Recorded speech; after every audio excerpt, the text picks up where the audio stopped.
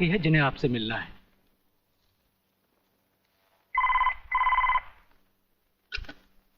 Sir, मंत्री जी आपसे मिलना चाहते हैं। हाँ, टंडेल का नाम है क्या इसमें? जी नहीं सर।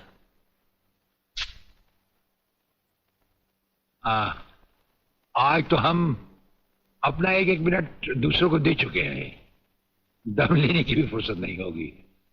ऐसा करो, मंत्री जी को कल दोपहर के बाद की कोई भी अपॉइंटमेंट दे दो। Okay sir. Sir, you can't meet him today. अरे अंग्रेजी को मारो गोली और हिंदी में समझो। इस राज्य के मंत्री से मिलने के लिए उसके पास वक्त नहीं है। मैं पूछता हूँ वो हमारी खाता है या हम उसकी? इसमें आपकी और हमारे खाने की बात कहां से आ गई? ओह, तो ये है ब्रिगेडियर।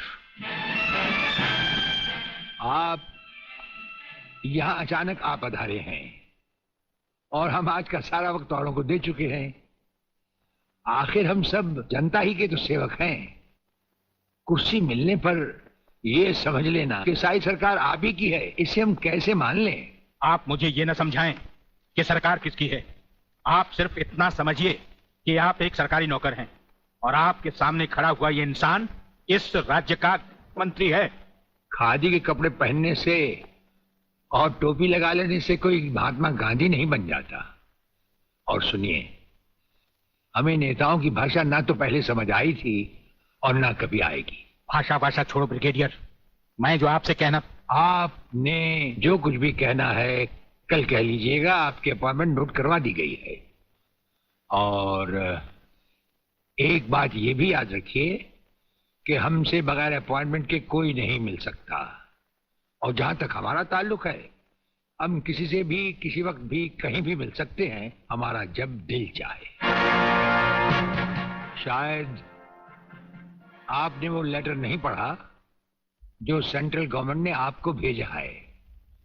उसमें खासुल खास ऑर्डर है कि हमारे किसी भी काम में कोई भी दखल अंदाजी नहीं कर सकता। नमस्कार। नमस्कार।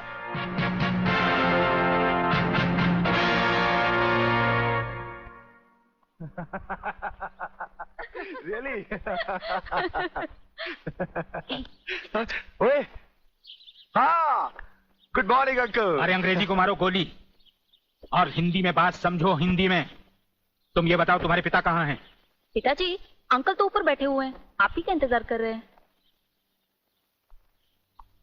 राधा, तुम्हारे पिताजी बड़े उखड़े हुए लगते हैं। लगता है there is something wrong in the ministry। अरे रॉन्ग हो या राइट, यही समझना होता तो मैं भी तुम्हारी तरह खादी के कपड़े पहन लेता। अरे सरकारी लेटर से मुझे क्या लेना देना? देखो, तुम अभी से इतने ढीले पड़ जाओगे तो पूरी सरकार को भारतवर्ष से कैसे खत्म करोगे? वो सिर्फ एक मिलिट्री ऑफिसर है और हमें पूरी मिलिट्री फोर्स के साथ लड़ना है। भूल जाओ सारी बातें और फाड़ दो वो लेटर। देखो, उसका ट्रांसफर ना हो तो ना सही, उसकी बातें हमें पता न चले तो न सही, लेकिन उसकी मौत का बंदोबस्त तो मैं कर सकता हूं। प्रलयनाथ, वो मर गया तो ये नेता भी कुर्सी समेत जल गया, समझो। वो मरेगा भी और तुम कुर्सी के साथ जियोगे भी। आप किसकी बारी है जनरल साहब? ब्रिगेडियर सूर्यदेव सिंह की। मारे जाने वाले पुलिस के उन शहीदों की याद में ये ज्योत बनाई गई है जिन्होंने कानून की रक्षा करते हुए अपने प्राणों की आहुति दी। आज के इस समारोह के मुख्य अतिथि माननीय मंत्री श्री जीवनलाल टंडेल हैं।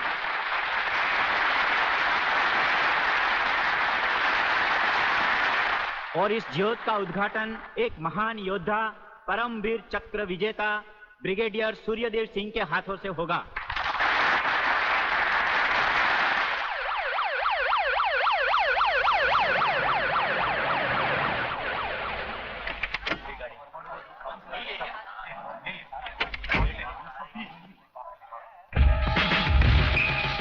Welcome, welcome.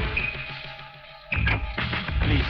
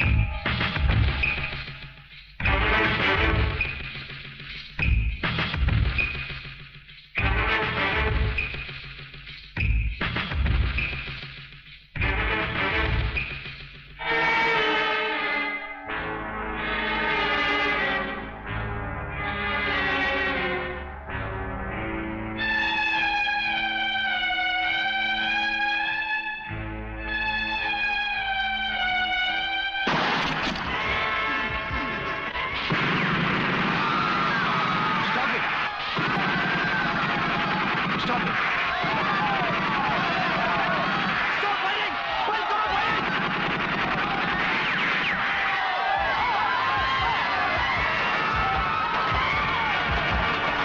ये आपने क्या किया? फायरिंग का ऑर्डर क्यों दिया सर? आपकी एक गलती से कितनी जाने गई, इसका जवाब कौन देगा ब्रिगेडियर साहब?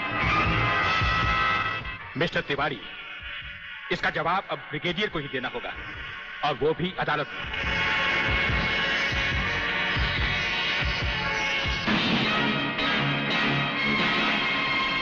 योर ऑनर, शहीद स्मारक पर हुए गोलीकांड के जिम्मेदार ब्रिगेडियर सूर्यदेव सिंह ही हैं। इन्हीं के कहने पर गोली चलाई गई, जिसमें कई बेगुनाह लोग मारे गए। अब मैं अदालत के सामने कुछ ऐसे गवाह पेश करूंगा जो इस हादसे को साबित कर देंगे।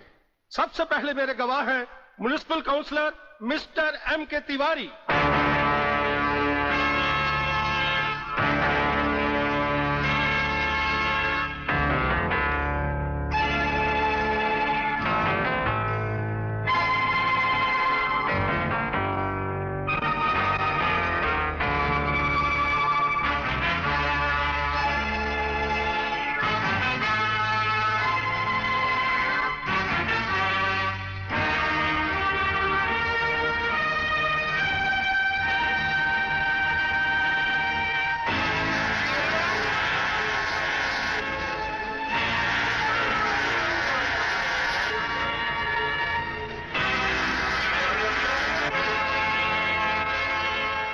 योर ऑनर, अब हमारा आखिरी एक ऐसा चश्मदीद गवाह है जिसकी सच्चाई पर कोई शक नहीं कर सकता, और वो है इंस्पेक्टर शिवाजीराव वागले।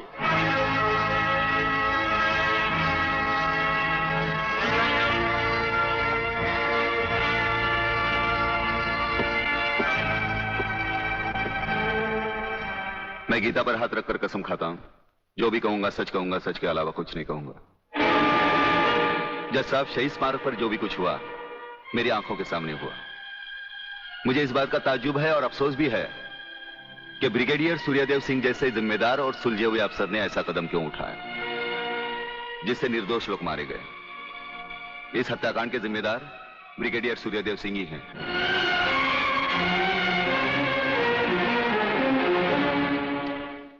ब्रिगेडियर सूर्यदेव सिंह, अदालत ने आपके खिलाफ सारे बयान सुने। आप अपनी सफाई में कुछ कहना चाहेंगे या आपका कोई वकील है? हम अपनी डिफेंस खुद करेंगे, सिर्फ आपकी इजाजत चाहिए। इजाजत है? आप गीता पर हाथ रखकर कसम खाइए, जो भी कहेंगे सच कहेंगे, सच के सिवा कुछ नहीं कहेंगे। जज साहब, क्या अदालत को यकीन है कि गीता और कुरान या बाइबल जैसे पवित्र ग्रंथों पर हाथ रखकर जो गवाहियां दी जाती हैं वो सच होती हैं? अगर इन कस्मों के बावजूद भी गवाह सच नहीं बोलता तो फिर अदालत में इन पवित्र ग्रंथों का अपमान किस लिए जज साहब?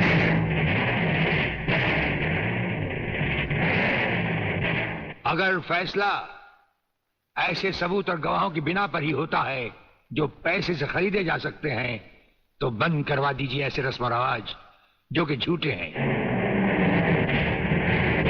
ये मुकद्दस ग्रंथ हमारे धर्म और ईमान का ताज है, हमारी जिंदगी की बुनियाद है।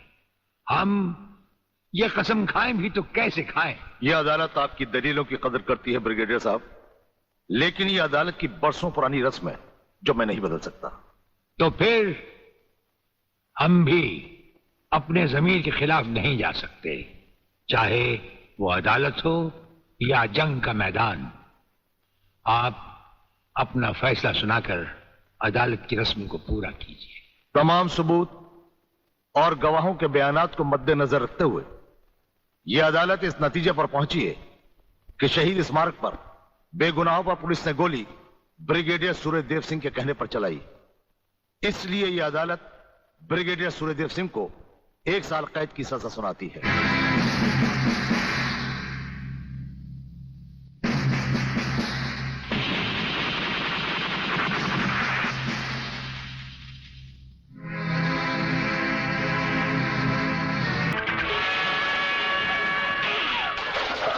उठ, पुलिस को बताएगी,